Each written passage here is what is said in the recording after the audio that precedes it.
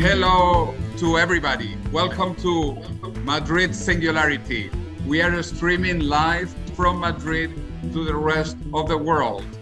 We are very happy on this event that will be in English with translation into Spanish. And we are going to be talking about cryonics. Actually, we are very happy that Madrid Singularity is the second largest group in Meetup about the singularity and the first about cryonics, according to Meetup, in the world. We have been doing many events, including the first one in English a few days ago with Aubrey de Grey talking about longevity. And today we are going to be talking about cryonics with three of the leading world experts from three different parts of the world, from the USA, from Europe, and from Australia. And we will continue doing events, but mostly in Spanish, and we support other events in Spanish, like the Longevity Congress that will be held in a few days in Latin America. And then we will have another Madrid meetup about longevity in Spanish on March 12th, and another one on cryonics in Spanish on April 2nd. This will be about cryonics in Spanish with three leading experts from the Spanish-speaking world, from Argentina, from Spain, from the USA, but in Spanish. And so this is where we come back to cryonics, to this event. We will have three speakers. Max Moore, connecting from California, well, from the USA, from Arizona. So for him, I believe it is 8 a.m. Then Emil Kendziorra, he's going to be connecting from Berlin. He will also talk for about 15 to 20 minutes. And we will finish in Australia with Peter Tsolakides, and he will be talking about the new facility in Australia. Let me put this briefly in context, which is what I call Plan B. Plan B is cryonics, because Plan A is longevity, radical lifespan, even immortality, as I like to say. And I talk about in my book with my fantastic co-author, David Wood. In The Death of Death, we talk about Plan A, longevity, immortality, and Plan B, cryonics. Cryonics has been growing for over half a century when it was basically impossible. But everything is impossible until it becomes possible. And now we have millions of humans who have been cryopreserved as embryos, eggs, or sperm. So 8 million humans, it is estimated, have been already cryopreserved as very small human beings. And now cryonics should take over from burial or cremation, because burial or cremation after you die destroy you. You disappear. But with cryonics, you actually have an opportunity to come back to life in the future. We have been supporting a petition about cryonics for the European Parliament. One of our members in Spain has been pushing for this petition at the European level. And we are helping with translations also into Spanish. This very good article written by Ben Best, that I believe is connected here with us now. Ben Best wrote this fantastic overview of cryonics, where he talks about the different facilities, beginning with some of the oldest, like American Cryonic Society, Alcor Life Extension Foundation. And then he closes in the year 2016 with Yinfen in China. But in 2016, there were not two important organizations that are with us today. Tomorrow, Biostasis in Europe and Southern Cryonics in Australia. These are newer, but they are very important institutions that are just beginning.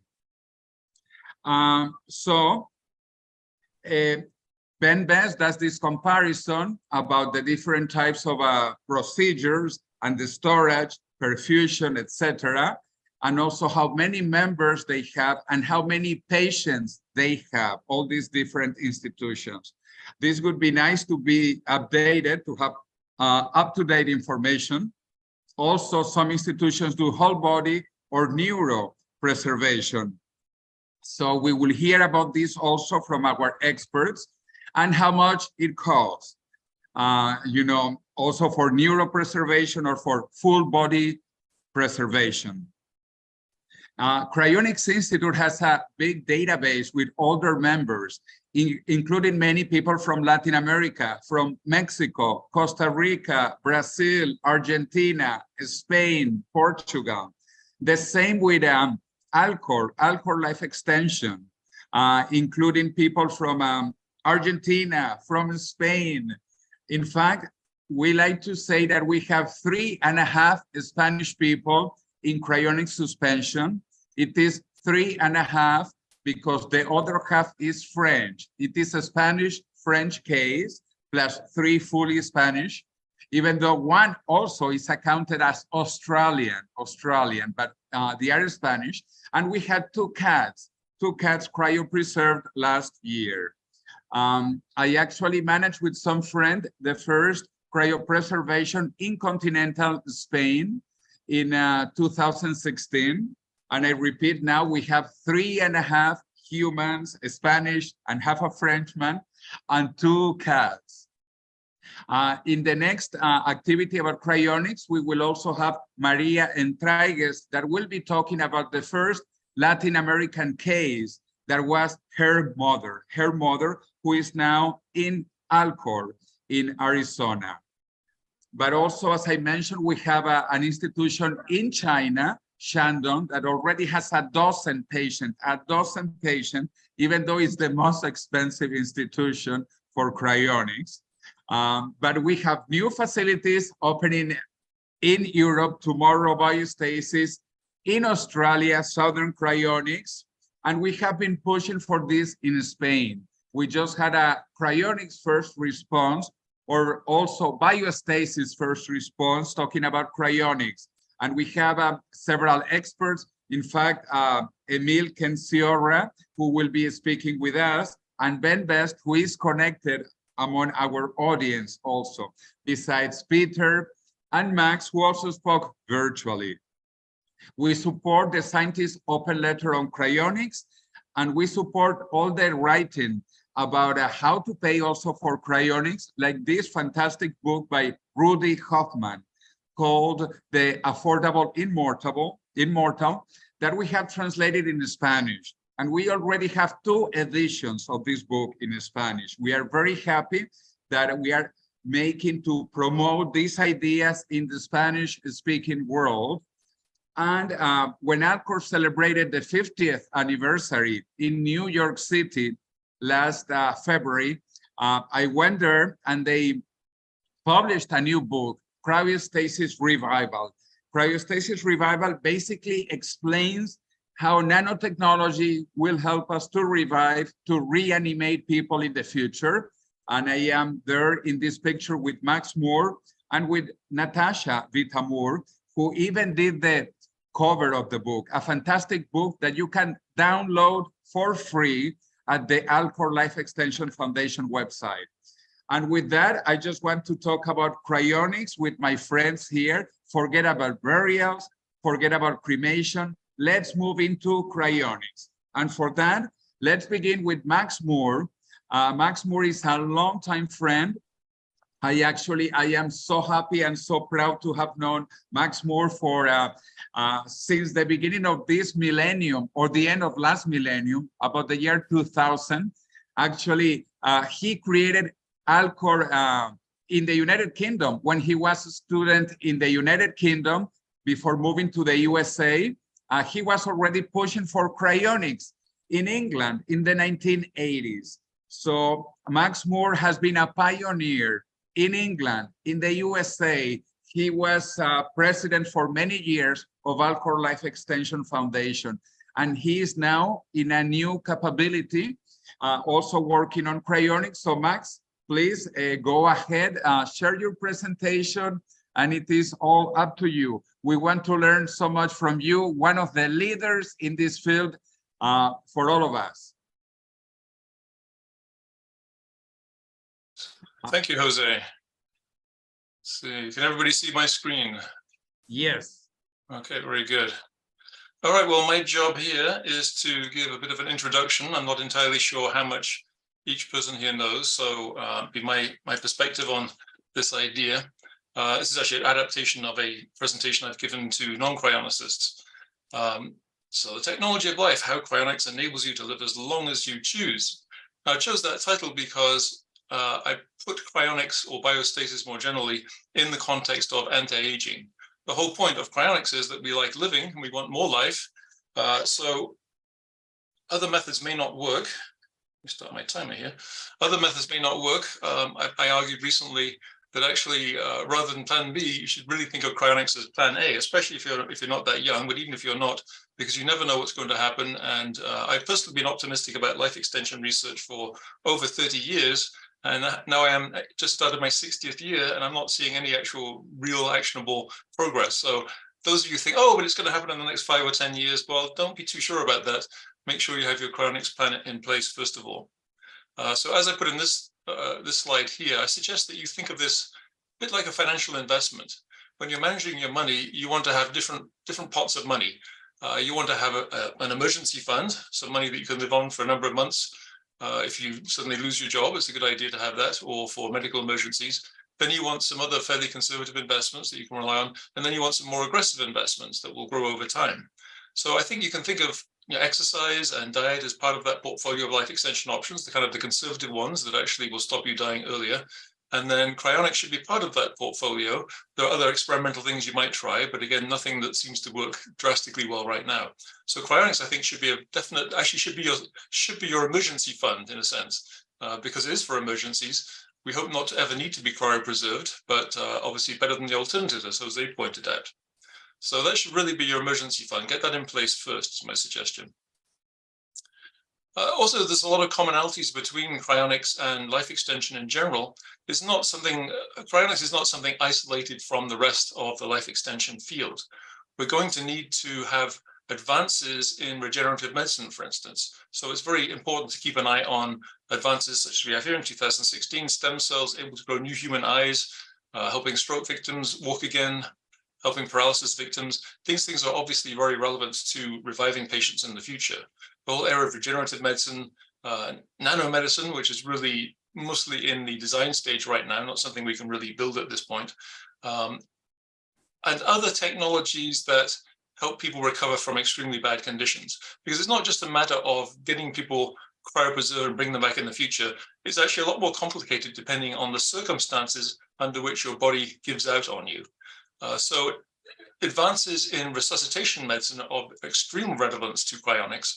We want to be able to restart your body after clinical death or legal death, restart you without doing any damage or as little damage as possible. So advances in regenerative medicine and resuscitative medicine are very important to us as well, and very relevant.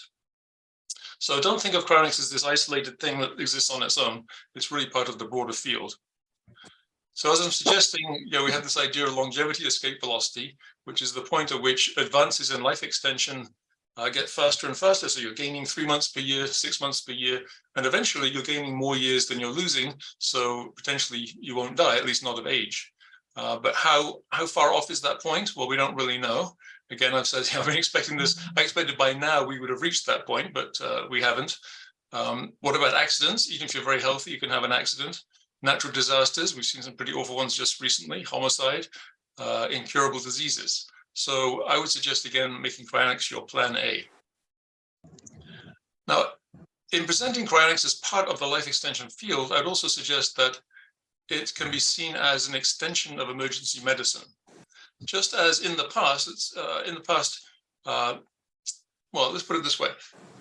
When you have, say, a cardiac event or something, or a stroke or something bad goes wrong, hopefully you'll be found quickly, and they'll take you from wherever that happened across space to a place like a hospital or a clinic where they have more capability to help you. Cryonics or biostasis is a similar idea, except we're going to take you from one time to a future time where there's more capability. So in both cases, we're taking you from a place where we can't do much to help you to a place with greater capabilities. In the case of cryonics or biostasis, it's a place in the future where we have much more advanced capabilities. So again, I think of cryonics as an extension of emergency medicine. It's not part of the funeral industry. It's not about doing anything with dead bodies. It's about stopping people from deteriorating when they've had a major physiological event. Now, one point I want to make again for people who may not be very deep into cryonics yet, it's very important to understand that when we talk about somebody, we may loosely say someone has died and has to be cryopreserved, but they're not really dead. It's important to understand these different concepts of death. There is the idea of clinical death, which is simply the ending of the heartbeat and respiration. So no pulse, no respiration, you're clinically dead. Now, in the past, before about 1960 or so, that would be the same as just death, because it was really, at least in practical terms, because there's nothing we could do, we couldn't help the person. Today, obviously, that's not true. We've invented cardiopulmonary resuscitation, CPR, defibrillation, where we can shock the heart, many other methods of restoring someone to life and function. So someone today can be clinically dead, but not really dead. So they're not declared legally dead. Legal death, again, is not really true death. Legal death is simply the point at which the doctor says, I don't know what else I can do for this patient. I could perhaps actually revive them temporarily, but they're going to be pretty miserable because they're choking on fluid in their lungs, or they're in extreme pain, or they're going to, the body will fail again in another few minutes or hours, so why bother? So there's kind of a fuzzy line. It's not even necessarily a clear line. They could perhaps revive you, but they may have a do not resuscitate order. So legal death is really just a matter of a decision made by a doctor based on current medical capabilities, saying there's really nothing more I can do. Either I can't revive this person, or it's really rather pointless, so I'm going to call death. In fact, that's what they say in the United States. We call it. That's basically where you give up on trying to resuscitate someone. But clearly, at that point, you're clinically dead, you're legally dead, but you're not biologically dead. And even that's not the ultimate kind of death, but maybe I won't go into that too much. But clearly, you're not completely dead, because if you were, you couldn't donate your heart, your lungs, your kidneys, or other organs. So almost everything is still actually alive. Pretty much all the cells are alive, and most importantly, in the brain.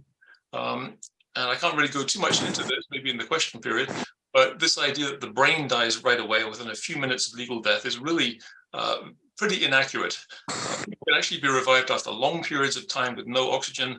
I've got a case here, which is actually not the record, but there's a famous case in Sweden, Anna Bagenholm, who was in a skiing accident, trapped under a layer of ice for about 80 minutes in freezing water. Now, it's not clear exactly how long she was unable to breathe, but it's probably something close to an hour. And she arrived at the hospital at 13.7 degrees C, very cold.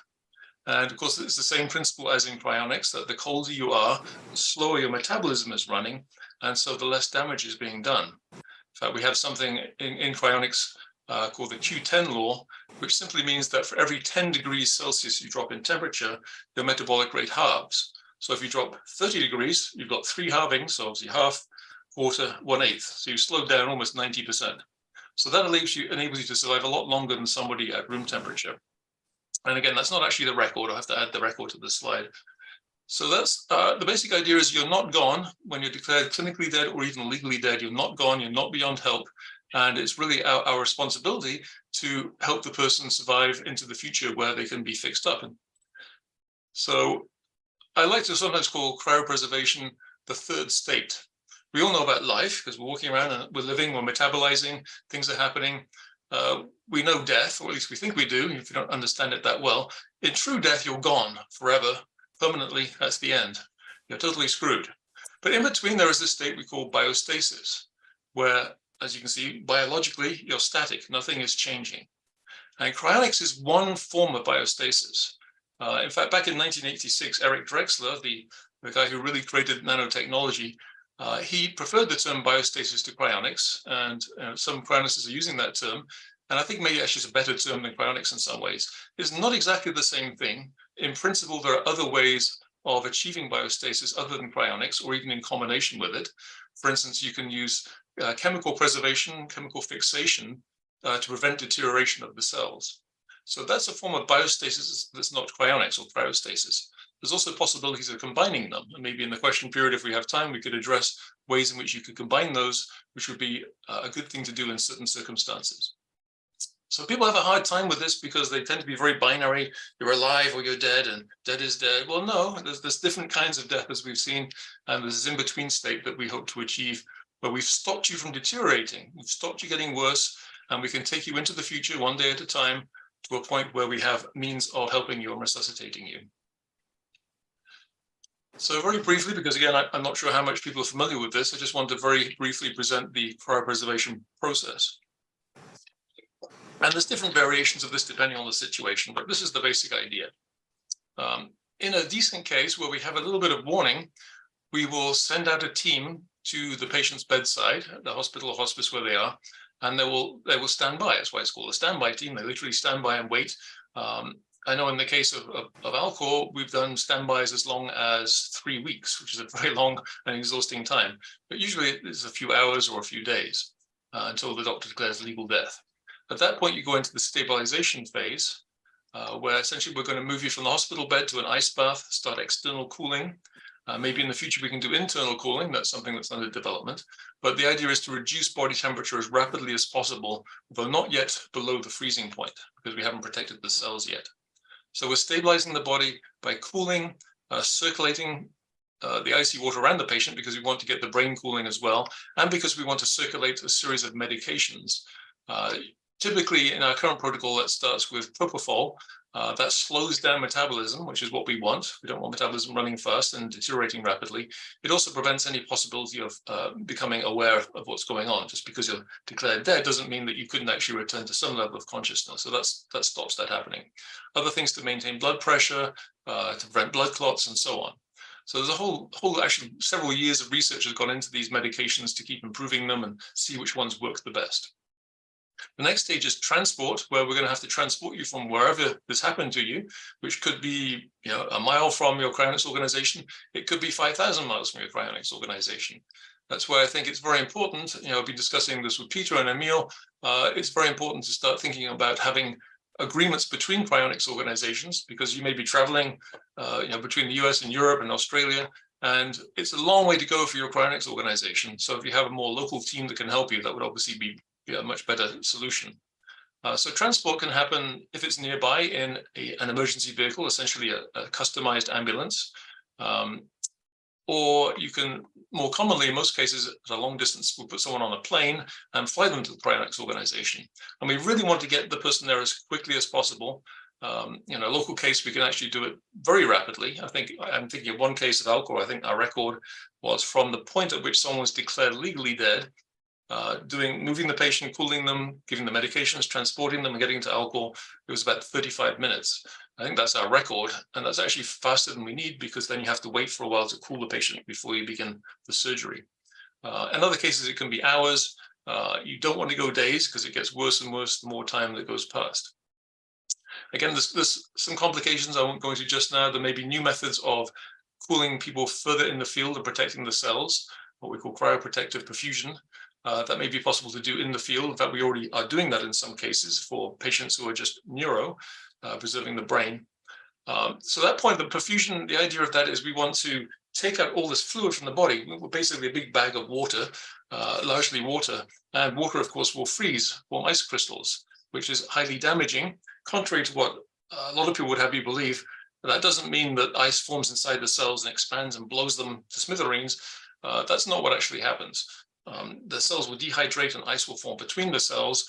And yes, it will do some damage, but it's not going to completely destroy them. Most of the damage is actually done by the concentration of the chemicals in the cells going up and becoming in the wrong proportions.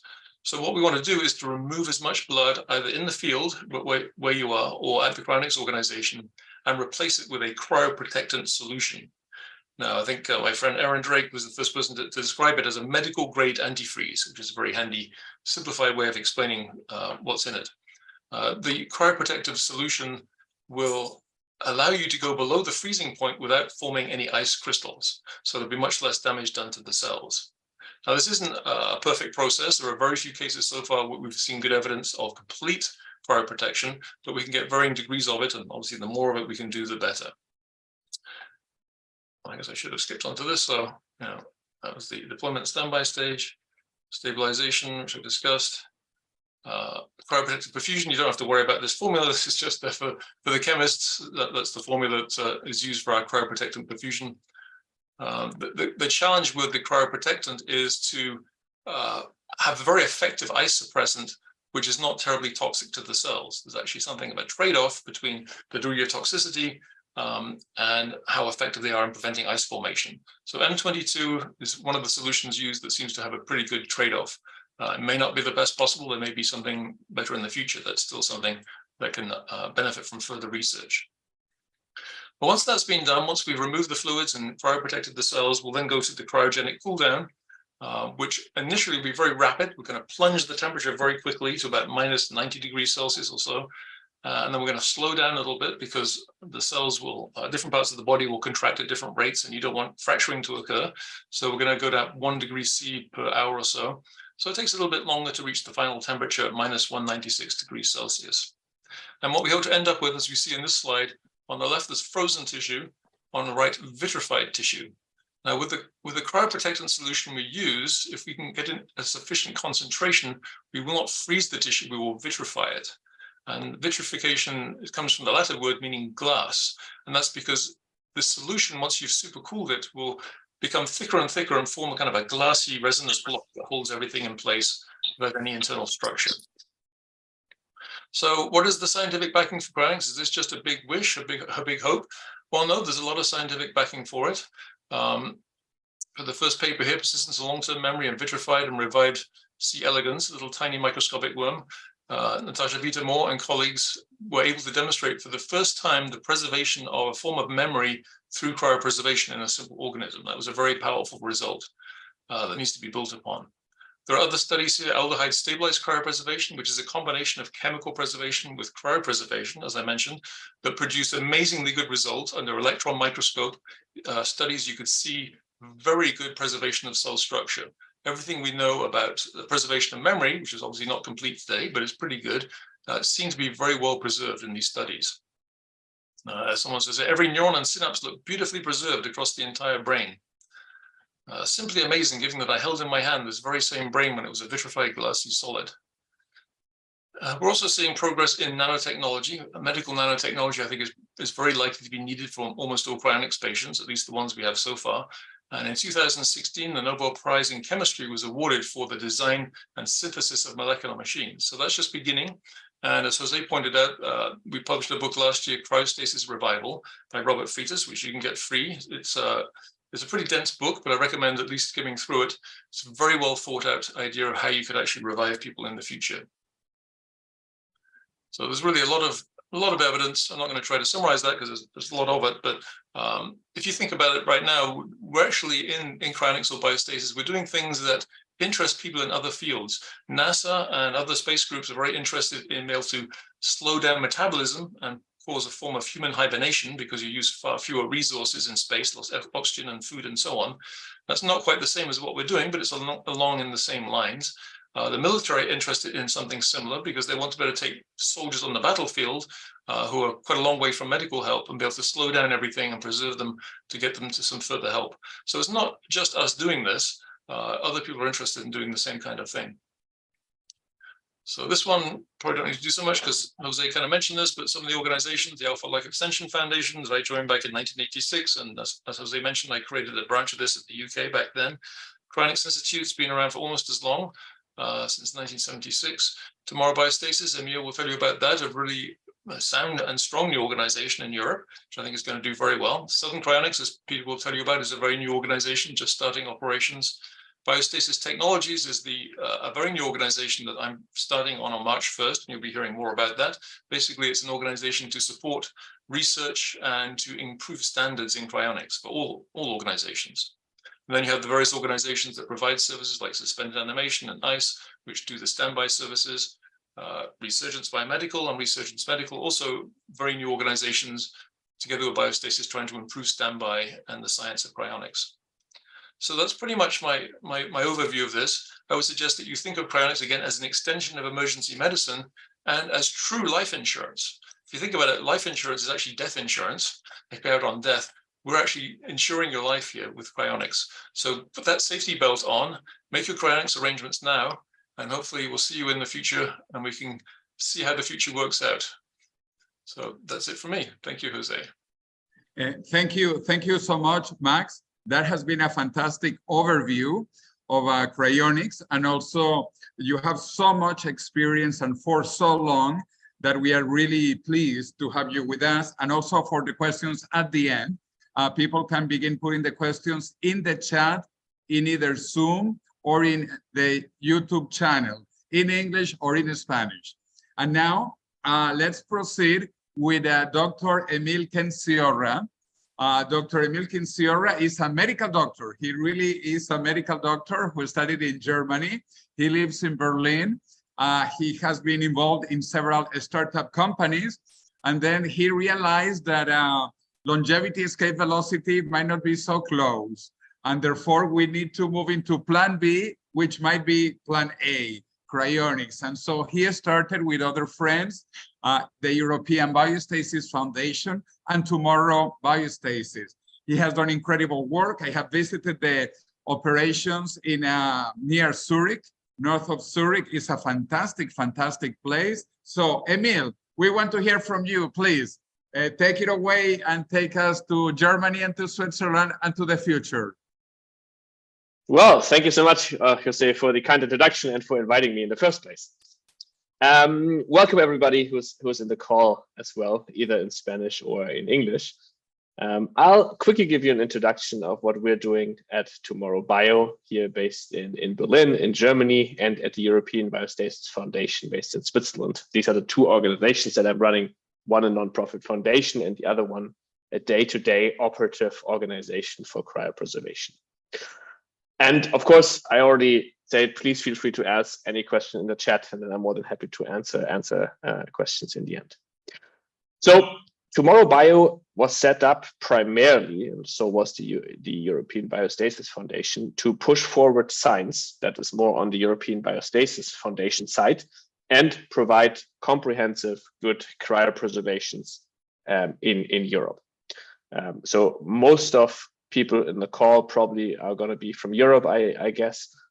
Currently, we are primarily focused on Europe, but we're more and more going into US as well, and actually will launch in 4 metropolitan areas in the US as well. So Tomorrow Bio basically starts with a relatively simple sign-up process. So if anybody is interested in signing up, feel free to go to Tomorrow Bio. In fact, the whole page also exists in Spanish. Get to know the topic of cryopreservation better. And then if you should so choose to, more than happy to have a call with you, either in English. We also have Spanish speaking people in the company. So have a call with us. And then once you've really learned what the ins and outs of the topic and can make an informed decision, then you might be interested in signing up. Now, as Max said in his presentation, the costs of cryopreservation are relatively expensive, right? Depending on if the whole body or just the brain is being cryopreserved. These are the 2 options that we offer. Can be 200,000 euros for whole bodies, or around 50 to 60,000 for brain only. Of course, that is a large amount of money. So we're directly collaborating with a large insurance provider that if people choose to sign up, who are relatively young and relatively healthy, and you can take out life insurance, either term life insurance or whole life insurance, or a combination of both, to then make those cryopreservation plans fundable. So this is always the first step. So please reach out to us if this is a topic you would like to learn more about. Now, the second step would be that should something happen to you ever, then we're dispatching one of our medical teams to you. We currently, as I said, are based in Europe. We're collaborating with one team here. The pictures you see on the bottom of the screen, this is the team that is based here in Berlin. We have these mobile ambulances that are retrofitted, well, ambulances that are now practically mobile operating rooms where the whole procedure, the whole cryoprotection procedure can be done on site to not lose any time. This one is the Berlin one. We're currently setting up a second one in close to Zurich in Switzerland. And we're partnering with a group in the Netherlands to kind of cover Central Europe. And then, as you can see, basically all of Europe with these teams. And those teams would always be dispatched to wherever you are. And now, I said it before, if you're in the greater New York area, Southern Florida, around Miami, Portland, Seattle, or Bay Area, San Francisco, then those regions would also be covered. You can sign up for pre-launch already. We're not fully ready there yet, but we're coming to those regions. So go to tomorrow.bio/USA to sign up for our pre-launch if you're interested in that. So this medical part is always the second part, right? This is where the highest difference in quality is determined, right? All this medical part needs to be quite fast. If you do it slow, there's a lot of damage or due to ischemia, which means the time that the tissue, the brain, most importantly, is not supplied with oxygen. And of course, you want to reduce that time as much as possible. And at the end of the presentation, I have a couple of slides quickly, calling everybody to action who's from Spain to help us build a local team in Spain. But we have a few more slides on that at the end of the presentation. Now, once you're then cryopreserved, you would be transported in Europe, in our case, to this institute, which is our research institute based in Switzerland, which is both a lab, so biomedical research is being done, but it's also a long-term storage facility for cryopreserved patients. And in fact, the cryopreserved patients are stored underground here. You can't see it. It's kind of, behind the building in the back, on the lower level, which is underground for some additional safety and security. Even though, of course, Switzerland is already a pretty safe country, so probably not that important. And just to give you a bit of an impression, this building in the inside is on the right side. You see one of our labs there. On the left, you see the operating room, which also has a CT scanner, which is being used to ensure quality or do quality assurance. Making sure that your teams provide good quality is, of course, of utmost importance. And CT scans are one way how you, after a case has been performed, you can ensure that the preservation was done well and no ice crystals or only very little ice crystals have formed. Now, I already briefly alluded to it. Signing up for cryopreservation always has kind of these two parts. One is a membership fee, a membership with Tomorrow Bio. This is in our case 25 euros per month, right? That pays to keep the medical teams on standby, to keep them trained, right? And all of the things that are not directly related to one cryopreservation case. And now, if one of our members dies or someone who wants to be cryopreserved, then at that point, those 200,000 for whole body or 50 to 60,000 for brain-only preservation, that amount of money is then necessary at that point. And as I already said, term life insurance or whole life insurance are the most common ways to fund it. There's also a range of alternative funding methods. If you want to do it in a different way, that is possible. Just reach out to us, and I'm more than happy to tell you more about those. Now, switching a bit over to where I think what the most important part of the whole cryopreservation case is, or the whole cryopreservation kind of process is. You've seen this building. Of course, this looks impressive and nice, but this is not actually where the complexity lies. Neither in all this, signing up and insurance and funding it. There's some complexity there, but this is also not where the main complexity lies. The main complexity really lies in what is called SST, standby, stabilization, and transport. And arguably, there might be kind of a first aid thing before that. So this is where where it is being determined if a cryopreservation case is being done with high quality or with lower quality. So standby, stabilization, and transport, this is something we do, right? This is why we have these ambulances. They're being dispatched. They can stand by. They can wait around, be it days, be it weeks, doesn't really matter. Well, not many weeks, but a couple of weeks is possible. Stabilization would then be the cool down, all the medical procedures, stuff what Max already briefly discussed about. Then in our case, the perfusion with a cryoprotective agent on site. and then transferred to the organization. Now, Europe, of course, is not super big, but to do good emergency response, it is too big. So we have multiple teams, multiple of these ambulances, as I said before. But then again, if someone dies without any advance notice, then there's still going to be a good amount of hours until we arrive at wherever the patient is. So we have started for this first aid and standby part. We have started to build collaborations with local organizations. That those might be individual people almost, usually not one, but if it's 1, 2, or 3 people, or in some countries, of course, there are existing, volunteer organization or associations that can help to provide this, this fast initial response. So, of course, it's quite difficult for them to do very complex perfusion, for example, but the initial cool down can very well be done if there's someone who's motivated about the topic.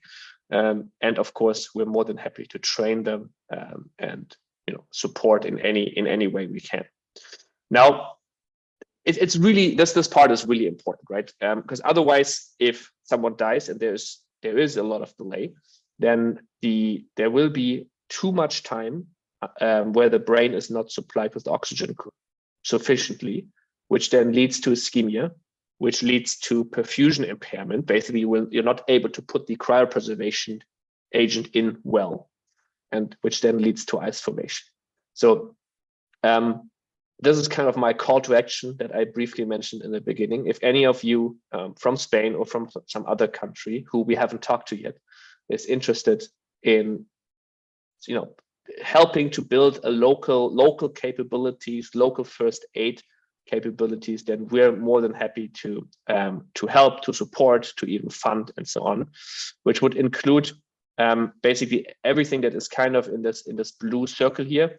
In Germany, it's not that important, but in the regions, in all the further regions of Europe, be it Italy, even though we're already talking to people there, Spain, Portugal, the Nordics, it's really important to get that done. As I said, we support, so you kind of would have these emergency kits. This is one of our first aid emergency kits, where of course you can't do everything with, but you can do an initial cool down, at least give some medication. Then if it gets a bit more advanced, we have these advanced first aid kits, which include chest compression devices as well, which then bridges the time until a more professional team is on the way or has arrived. And it would does tremendously improve the quality of a preservation case. So if you want good preservation where you are, unfortunately for now, it's not yet enough to just rely on an organization, just sign up and say, hey, listen, this is all I need to do. There's some amount of involvement required, either by getting involved, hands-on, or by making the choice that if you have a terminal disease at some point, hopefully not for long, not until a very long time, to move closer to an organization. We also, of course, do legal support on site and so on. So there's a lot of range of supports. This is, for example, an example of a database for one of the German states, but we do those kind of legal, what is allowed for every country in Europe. So the call to action is, I'm looking for people in this call for Spain, but if there's anybody else from another country who is interested, then of course, more than welcome to discuss as well. The important part is that one person from a country drives this topic forward, right? It takes responsibility. Of course, together with us, we're helping, but there needs to be a local, first contact person that brings intrinsic motivation, that brings a bit of tenacity, and so on. So please do, let's do this. And now two more quick, announcements. We're starting together with the DAO, with the crypto ecosystem. Together, we're starting CryoDAO. If you're interested in these kinds of things, check out us on Discord. Join our Discord at CryoDAO, or check us out at cryodao.org. This is an initiative which is there to fund basic science. Basically science that would otherwise have a very hard time getting funded. from research projects like rewarming. This is one project that we're doing together or planning to do together with Ramon Risco at the University of Seville. The first part of that is already committed, and but also other projects, basically everything that helps make cryopreservation better, but would have a hard time getting funded otherwise. Yeah. Now, last but not least, this is kind of what we're doing here in Europe. If you're interested in signing up, reach out to us at tomorrow.bio. If you're interested in getting more hands-on involved and would like to be a local contact, reach out to us as well.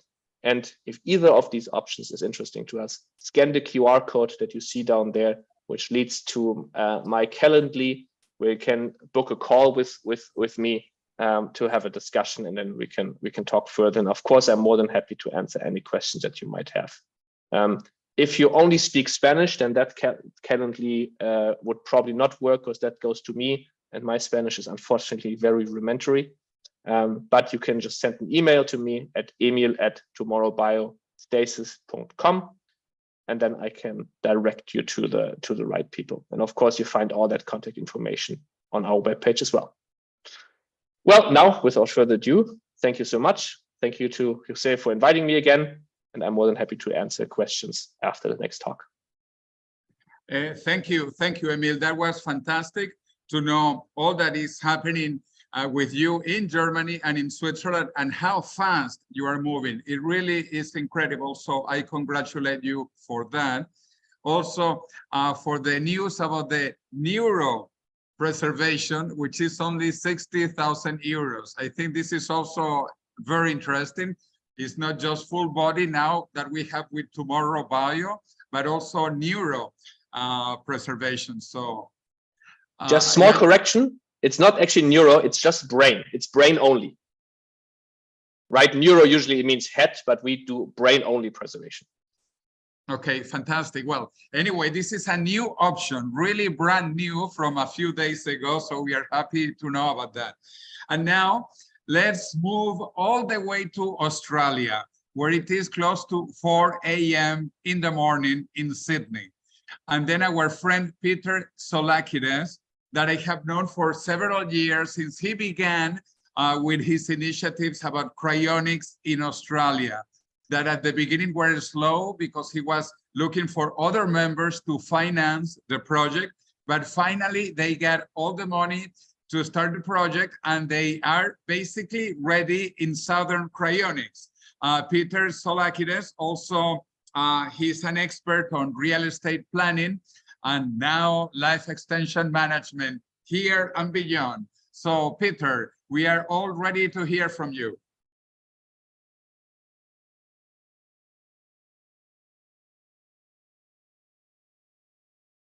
Right. Okay. Hello, everybody. Hello, Jose, and thank you for giving me an opportunity to join your webinar. Just make sure everybody can see what I'm seeing. Yes. Yes. Okay, great. Look, my name is Peter Tsolakides, and I'm heavily involved, as Jose said, in the efforts to develop our cryonics capabilities in Australia. I think when I look at the progress everybody else has made and where they are, we're a very fledgling organization compared to everybody else. And you'll see that as I go through this little package, this presentation. Just something about Australia before we get started, a little bit of background and how it relates to cryonics. As you can see on this chart, the size of Australia is actually quite large. You can see that picture of Europe within Australia. So we're covering quite a lot of distance in Australia. As well as this large geographic area, our population is only 25 million. So we have a large area with a small population. The major centers, the major population centers are along the coastal areas, with the two largest being Sydney here and Melbourne here. And the distance between these two is about 1,000 kilometers. They actually have maybe around 10 million of the 25 million population of Australia. There is, however, a lot of interest in Australia regarding cryonics. Through all the things that we've done in developing what we're doing, we've had a lot of support from the media, and they're all very positive about what we have been doing. So far, so good. We haven't had any negative comments from the media. They've all been supportive. Australians generally are very open-minded and tend to accept new ideas quite readily, and the population is mostly secular and is relatively highly educated. So they're very open to things like cryonics and any new ideas. Let me just go through the journey that we've gone to. Jose said he's known me over quite a few years. Max as well has known me over quite a few years. We started this about 10 years ago. And what we first needed to do was find a suitable piece of land. That took quite a while. It had to meet a lot of different criteria, and therefore we did need to work really hard to find this land. The second thing that we needed to do was to work with the local governments. Cryonics was very new in Australia, so there was a lot of explanations needed to be given, a lot of relation buildings with the governments, various government groups, straight from the federal governments right down to the very local governments. And particularly we had to work with the state that we're in with their Department of Health. We were very fortunate, though, to talk with people who were very much on side with what we were doing, very supportive, and we did get a lot of help from them. We also needed to get a base of what we could call a founding membership. Jose alluded to this, so we could get funds to actually build the facility and proceed with the project. Let me just check. Southern Cryonics, yes, is a non-profit organization, and we believe we needed, at the beginning, 18 founding members, each paying the equivalent of about 40,000 Australian dollars, US dollars, 40,000 US dollars. That's about 50 to 70,000 Australian dollars, depending on what sort of founding members they were. We needed that to get the project moving. So we needed 18. In the end, we ended up with 34 of these founding members. So that made us very optimistic about what we could do and the potential demand for cryonics in Australia. We got roughly double what we'd expected to get. And everything that we've done, and I really want to sincerely thank ELCOR and Cryonics Institute, because they have given us a lot of advisory help along the way.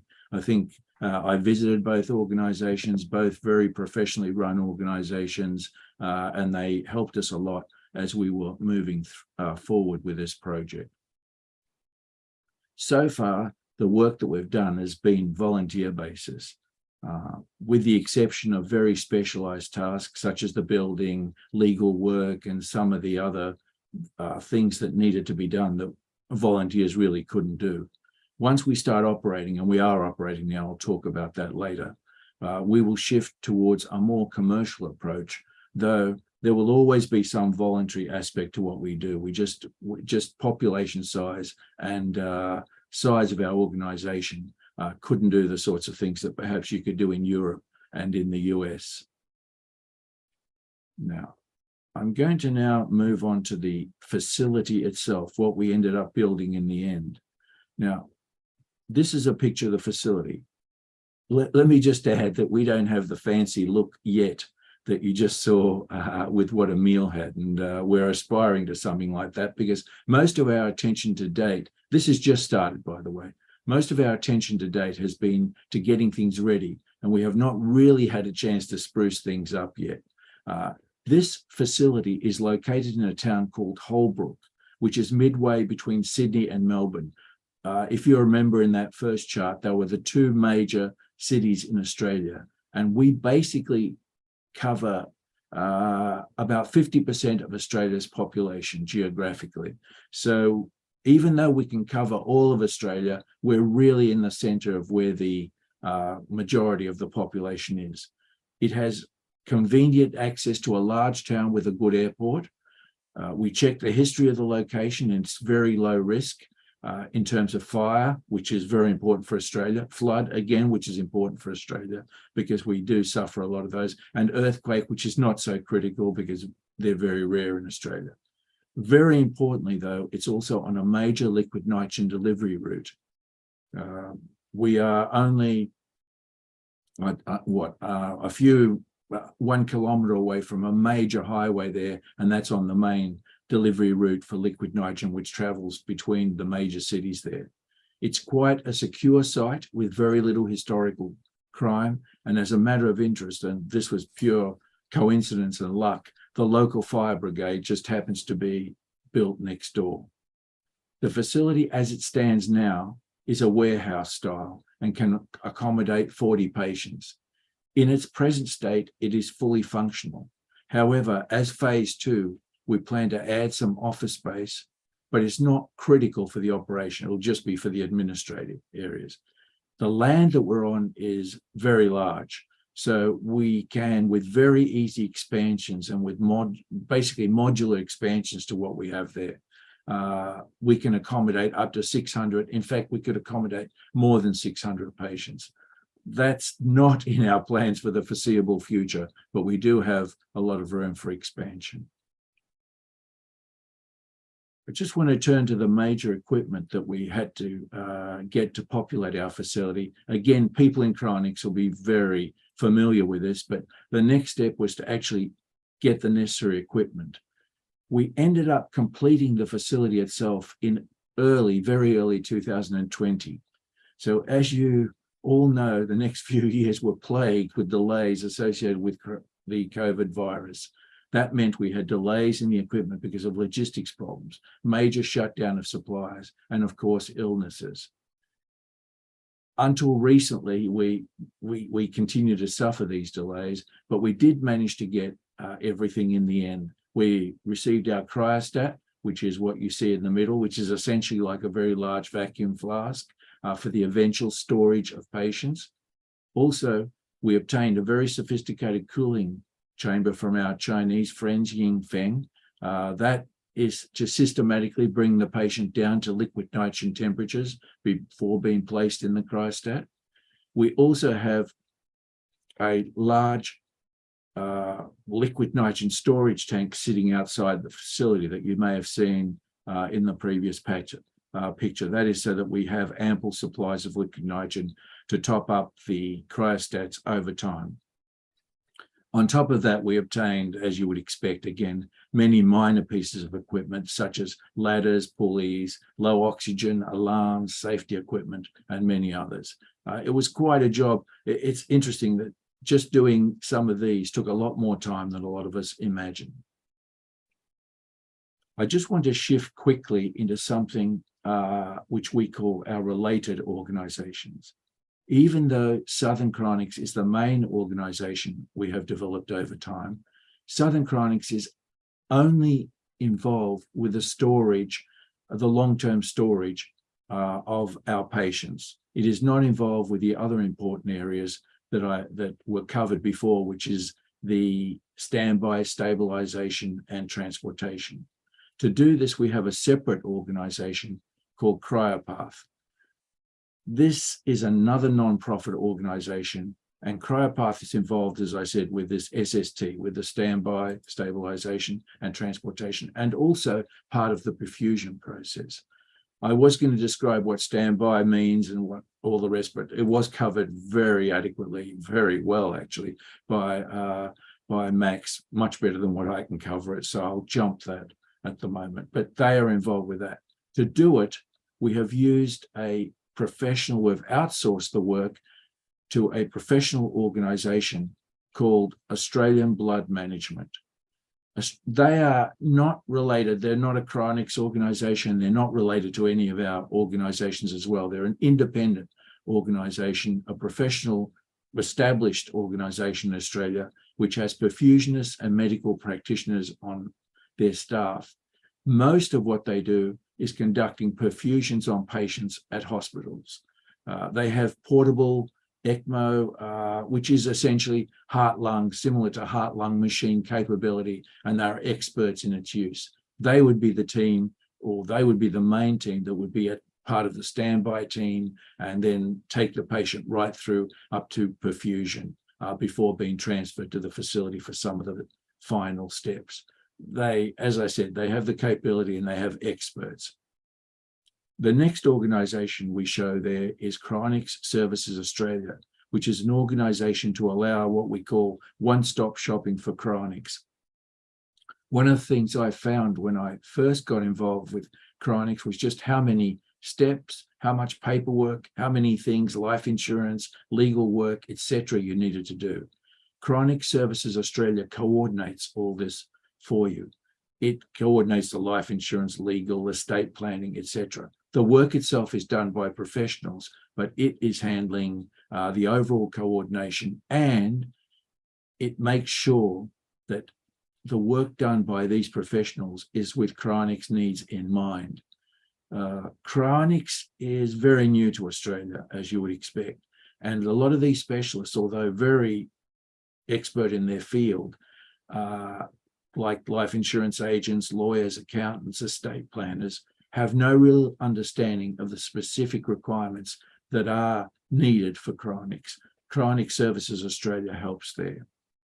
The last of these organizations is called Cryoprime, which essentially is to do with long-term trusts. A special trust deed specific to cryonics was developed, and this is the basis of the work Cryoprime does, both as a trustee and as a coordinator of long-term trusts with major trustee organizations in Australia. Without this type of trustee organization, you would be very surprised how difficult it is to leave assets and funds to yourself for the long-term future. I kept this presentation fairly brief. I think we're new and we just like to announce that we're here. We have now started. We've trained all the training and all the equipment testing has been conducted, and we're now ready to go. We officially opened what we call a soft opening on February the 1st. What this means is an opening basically for cryonics circles and the cryonics community. We are ready to go. We could take a patient if we needed to, but we're really just talking to the cryonics organization at the moment. What we want to do is to continue to improve our processes, enhance the looks of our facility. You know, as I said, it can certainly do the utility work that it needs, but it doesn't really have the look that we want it to have when we move to the more official opening. And we need to upgrade our security. We plan to formally open to the public and media in the second quarter of this year. We are now taking members, and the cost is around $140,000 US. I'm trying to do the exchange rate change, about $140,000, which can be covered by life insurance, which is very similar to what you saw before. The cost of the life insurance and the membership fees is about $50 US a month for the average member, and the average member is around the 40 years old bracket. That ends my presentation, and I really want to thank you for allowing me to share in our progress with you. Thank you. Thanks to you, Peter. And it really is a pleasure to know all that you are doing and for so many years. And finally, you will be opening formally to the public as well. I just want to begin now with the questions and answers. We already have several questions that I have posted in the chat for the speakers. Many of them have their names. We have questions for Max, for Emil, and for Peter. So if you can read out your questions, but before, because we have a fantastic interpreter, a translator, Nicolas Chernansky, who is Brazilian, Argentinian, who is doing all the translation, and he is getting tired. So we will take first the questions in Spanish. You can do them live. You can raise your hand or just write the question, and we will make those questions first. Let's take 2 or 3 questions in Spanish first, and then we can move into English. So who wants to make a question in Spanish? We have several Spanish speakers here. Don't be shy. We are happy to have your questions and to have them answered by the 3 experts. So, okay, go ahead with your question, tablet.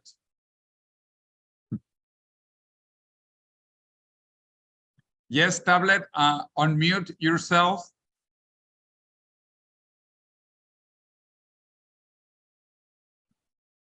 Tableta, quítate.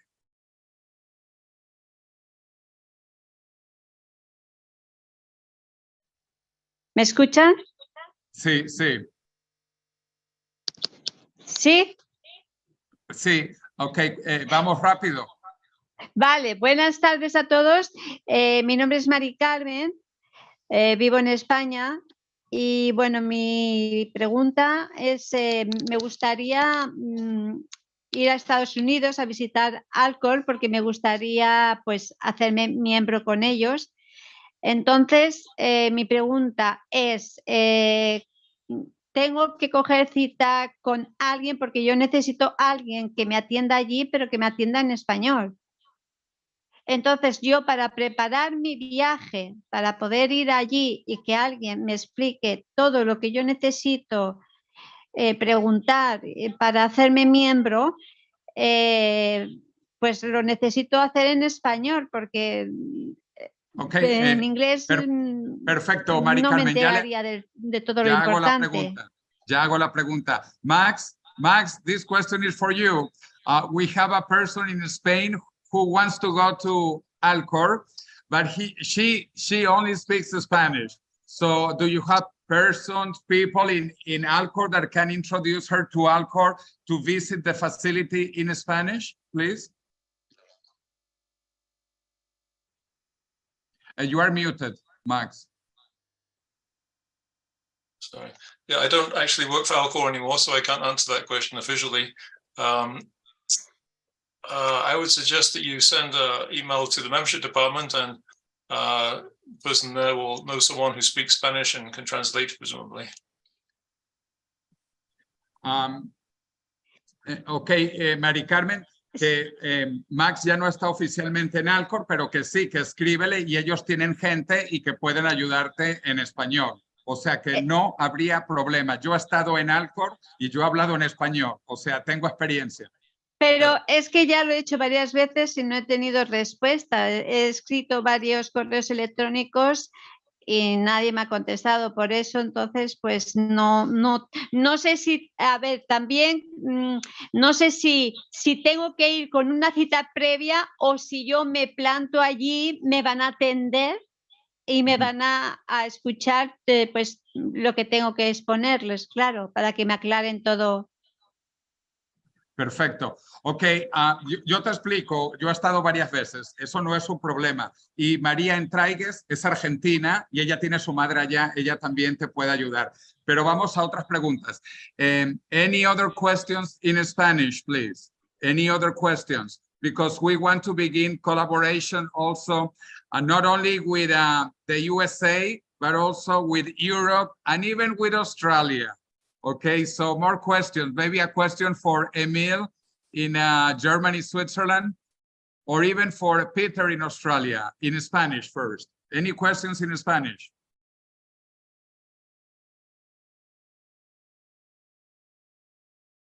Okay, no questions in Spanish. So now let's move into the questions in English.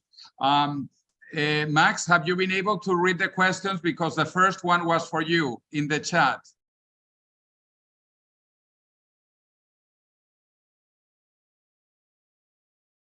And Romina, you want to ask a question later?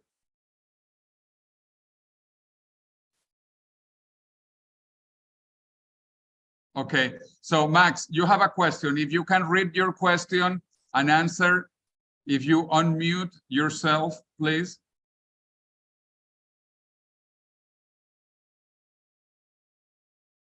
Was it the last question just asked? Because I had the translation turned on, I was hearing it in Spanish.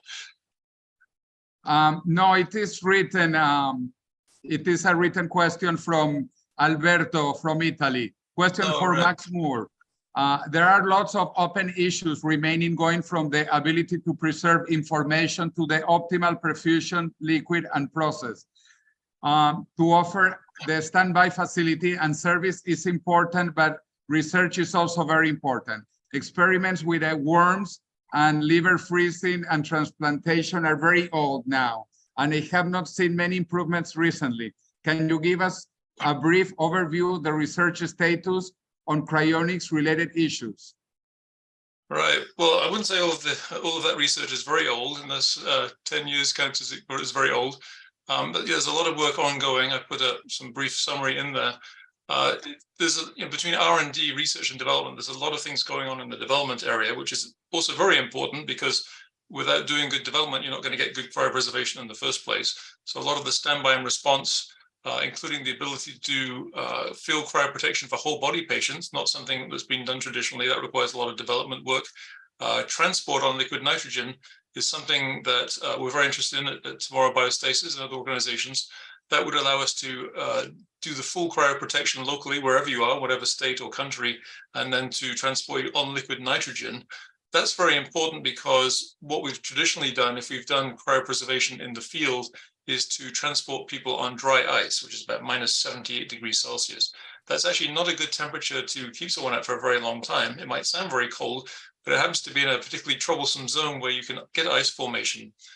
So if we can drop people to liquid nitrogen, that's really good. So that's one area of development I think is quite important for whole body patients, at least. There's a lot of other stuff going on to improve things in the operating room and patient storage. But in terms of more basic research, there are two different efforts going on right now to make liquid ventilation workable. Liquid ventilation is the idea of rapidly cooling a patient by introducing a special fluid, a perfluorocarbon, into the lungs, which has a very large surface area. And that way you can cool the patient extremely rapidly. That's been something that people have been working on for like 20 years or so without anything actually working yet. But now there's two competing different approaches to that, which we'll be doing at my organization and also at Alcor, so two different approaches. So that's one area. One thing I've been kind of impatiently waiting for is a study by Gregory Fay, one of the world's leading cryobiologists, from a patient we had a number of years ago, Dr. Stephen Coles, in which we took some brain samples and did some unusual studies. And from what I hear from Greg, the results were stunning, really, really good and very encouraging. And we've been rather impatiently waiting for Greg to get this paper published, and he keeps saying it will be. So that's one thing to look out for. That would be some pretty strong evidence, I think. There's a lot of other stuff going on. One thing that you'll be hearing more about is something called vitrifixation. It takes a little bit of practice to say that smoothly. That's a combination, as I kind of alluded to briefly, a combination of cryopreservation and chemical preservation. This would be particularly helpful in cases where there is a delay in getting to a patient, where you're not right there at the bedside. In those cases, after a certain period of delay, we see that no matter how well everything else goes, you won't get full cryoprotection of the brain. So in that case, it looks like using chemical fixation in combination with cryopreservation may produce much better outcomes, which will probably be for most people. There's the CT studies that, Emil also has a CT scanner, as does Alcor. The idea is to scan patients' brains and to see what the outcomes are depending on the variable. There's also a meta-analysis study where we're looking at the outcomes based on all kinds of different variables and trying to figure out how to improve the procedures, because there really hasn't been a lot of improvement in outcomes in too many years. So that's very important to do. There's other things like intermediate temperature storage, or ITS, which means storing patients at a slightly warmer temperature, maybe around minus 130 degrees C. And the idea of that is to prevent any fracturing of the tissues. So that's just a few of the things that could go on for quite a while, but there's actually a lot of research underway at Biostasis Technologies, where I'll be starting in March. We're behind a lot of those things. And I think there's also some collaborative research between some of the organizations to further this kind of research. So research is really critical to the success of cryonics, obviously not just from producing the outcomes and making good cryopreservations possible, but I think also for public acceptance. If cryonics organizations are going to grow better, they have to better show they're actually doing a good job, and they're doing a better job as time goes by. So it's a very important focus. Okay, thank you so much, Max. We have some questions also for Emil. Emil, I think you have seen the questions, and actually you were even answering one. If you can read and answer those questions for you, please. Unmute yourself first. Sure. I'm not sure what I actually. Okay, so one was here regarding the providing SST in other countries. Let's say someone wants to do first aid for a case that then would be taken over by us if the legal questions of that have all been figured out. So for most countries, yes, of course, from country to country, there might be some differences. In short, either a funeral home on site or us, who we're also registered as a funeral home on the site, would be the legal entity who takes responsibility and liability, and then the people who do the job would be kind of, in quotation marks, subcontractors. But again, that might differ a bit. One other question that I answered was if someone is too old to get low-cost insurance, in most cases low-cost term life insurance, if there are other funding options that are available. And yes, there are. Either, of course, there are kind of, you know, whole life insurances, which kind of are, you know, financial, like saving plan like, and there's also the opportunity to fund with kind of like a last will kind of setup. They're all a bit more complex, so that always would need to be an in-person discussion. We do not offer them just as with a click of a button on our webpage. Okay, thank you, Emil. While we wait for some more questions, we also have one for Peter. Peter, did you see the question for you? Yes, I saw two, one after the other there. The first one was a fairly straightforward one. Do we have a CT scanner? No, we don't. In fact, we hadn't yet thought about it as one of the primary pieces of equipment we need for what we're doing. It's something that we could think about down the road. The other question was for Southern Cryonics was, do you use ECMO in your body? Yes, we do. I may not have made it clear, but the organization that we work with, Australian Blood Management, is an expert in this area. They do ECMO in their normal work. That is part of their normal work. They have portable ECMO machines, which they will take with them right to the hospital bed, and then wherever it's necessary, use it through the process, all the SST type process, and wherever it's necessary. So we very certainly do that, and we're considered, we're very lucky to have Australian Blood Management to work on that, because they are really knowledgeable in that area. That was the only two I saw. Well, let me follow up with one, because Emil just announced that tomorrow Biostasis will have the brain option, only brain option. So have you considered that also eventually in Southern Cryonics? Because Alcor does it for a long time, and Emil announced it for tomorrow Biostasis. So how about you?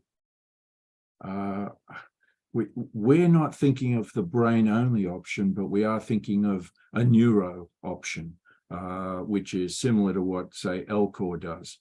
At the moment, I don't know whether we've got the technology to be able to do the brain option. We'd need to study it a lot more. But we are thinking about a neuro. Our base case is whole body, but we would do it on a case-by-case basis, considering neuros. There is another organization called Neural Archives in Australia, which does brain only, but I don't know whether they do it to the same way as what Emil's organization in Europe does it. Okay, fantastic. We have some more written questions and some oral questions. Andrea, since you have some questions, you want to do them in person, connecting yourself, Andrea?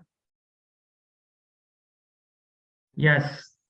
One question is to any speaker. What are the potential risks of a cryo and future revival between full body versus brain versus neuropreservation?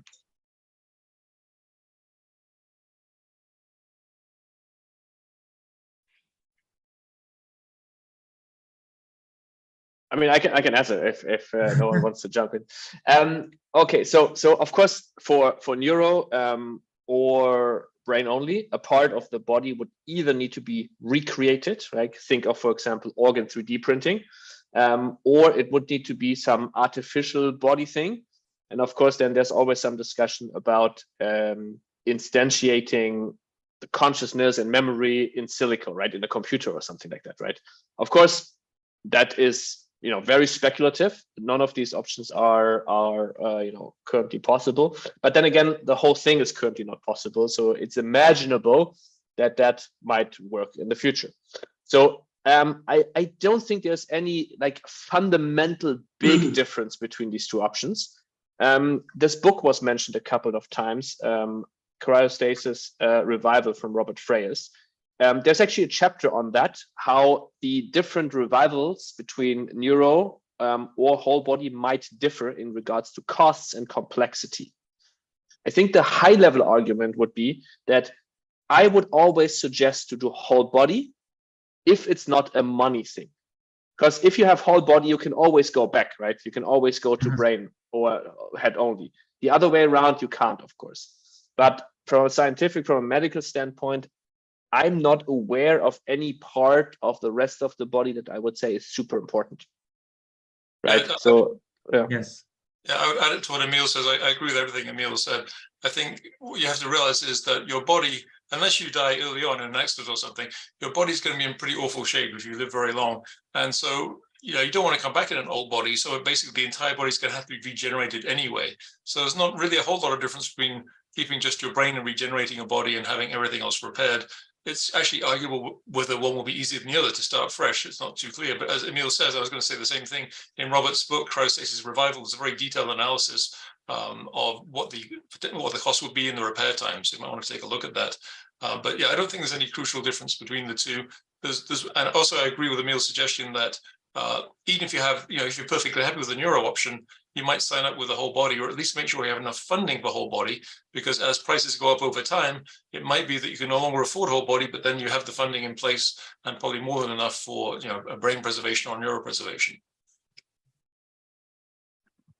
Thank you. And another question.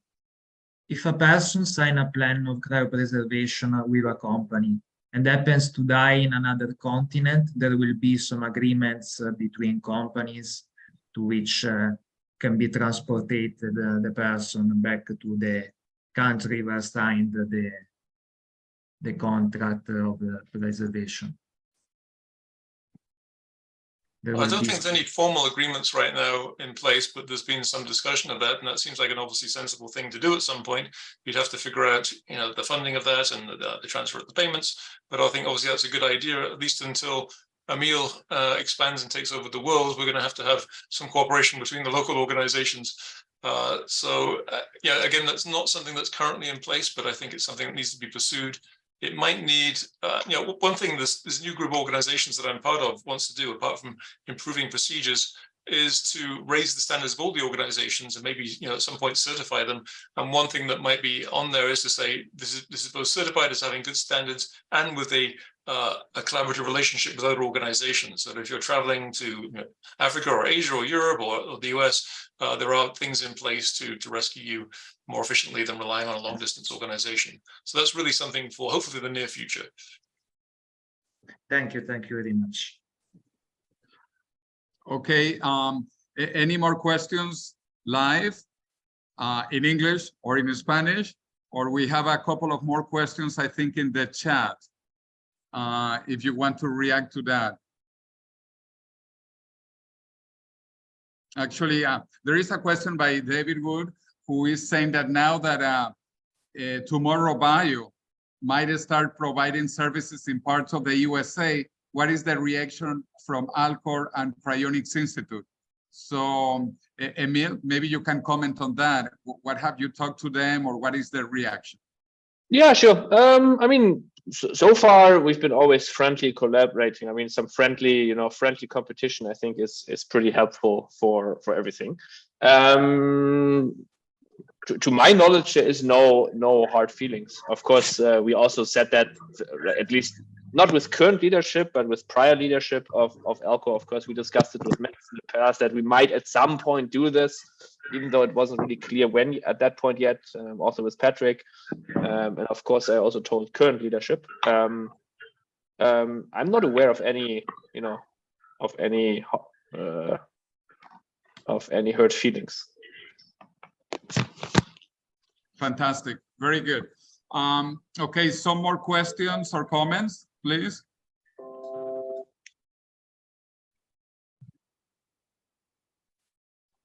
No more questions or comments. Well, Anyway, we are going to have a session in Spanish, remember, on April 2nd. Oh, we have 2 questions. Okay, but remember, in April 2nd, we are going to have a session about cryonics with 3 experts from Argentina, from Spain, from the USA. But anyway, let's hear from Jordi and then from Javier, please. Jordi? Thank you, Jose. Congratulations on the event. It's been fantastic. My question is about what do our speakers think about the possibility to have like an international cooperation effort? Because I think it's very important that if we travel nowadays, if we go to Europe, Australia, Africa, Asia, anywhere, something should happen. Then if all the cryonic centers around the world are coordinated, then they could help each other in order to seize the patient with SST protocols until the patient is carried out to the place where he's supposed or she's supposed to be cryopreserved. So I think that I would like to encourage and get, like an engagement in order to reach some international cooperation efforts for this to happen, because sometimes it can be very tricky, for instance, to take one body from one region of the world to the other. Whereas if all this is already previewed and foreseen, then we can have some margin of effort. Thank you very much. Yeah, I couldn't agree more. This is highly important. As we discussed many times before, SST and that's the most complex part, and no one can really cover the world. That's one of the reasons why we don't yet offer membership or don't accept members in the US, because there's no way where we can cover this well. And if there's delay between pronouncement, or more precisely circulatory arrest and cool down, the quality just drops like crazy. Every minute is crucial, right? So collaboration there is absolutely required. From our end, we're super open to it. In fact, we might have a bit of an easier time to do it for the US, because there are, of course, organizations who are kind of independent companies, independent organizations that we could out-contract with if someone of our members dies in the US. Yeah, but in general, I very much agree. There should be more collaboration, and these talks are ongoing, but kind of a bit slowly maybe, but I think in the future, there will be significantly more collaboration. Okay, very good. We agree with that. Emil and Jordi, we need more collaboration all over the planet.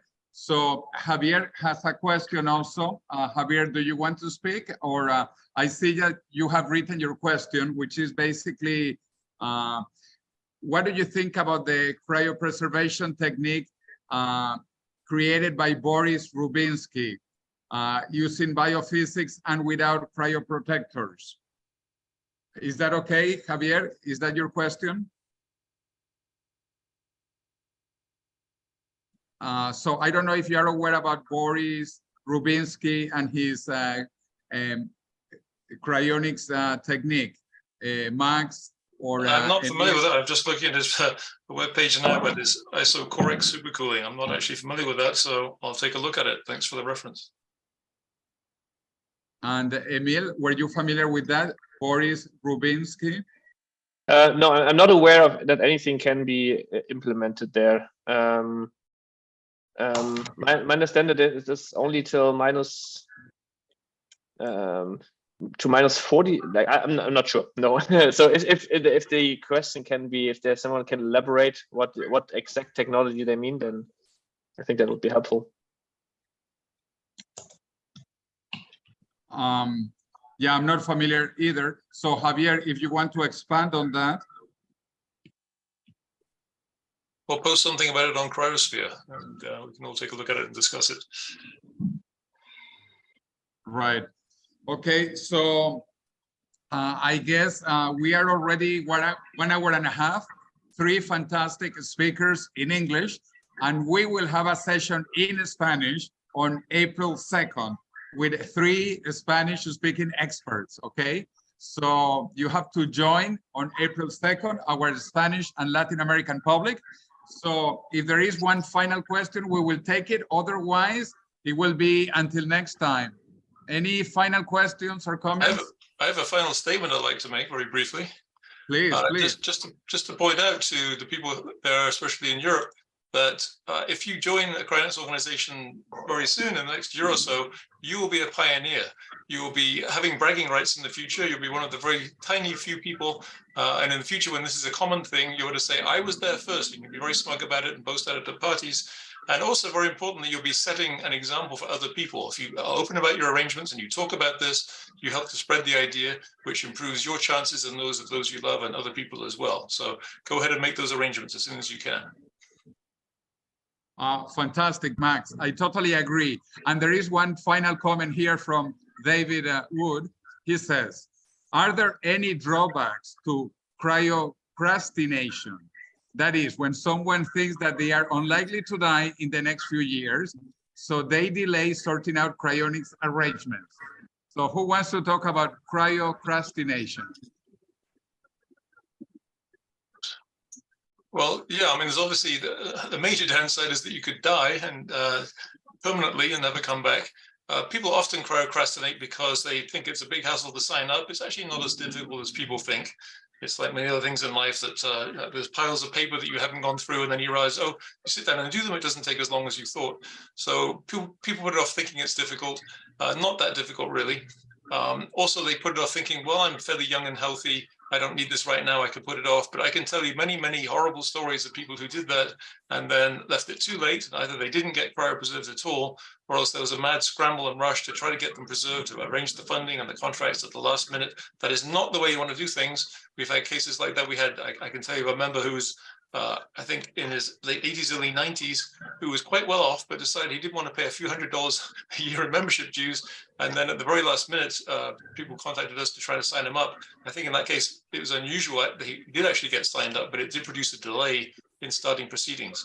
So cryocrastination is pretty deadly, and I strongly recommend that you don't do that. You take your actions and at least get your funding in place, because that's pretty critical. If you're funding by life insurance, which vast majority of people do, if you leave that till later in life, you may suddenly find that you're uninsurable.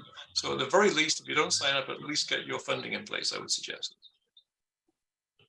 Well, fantastic. We take that advice.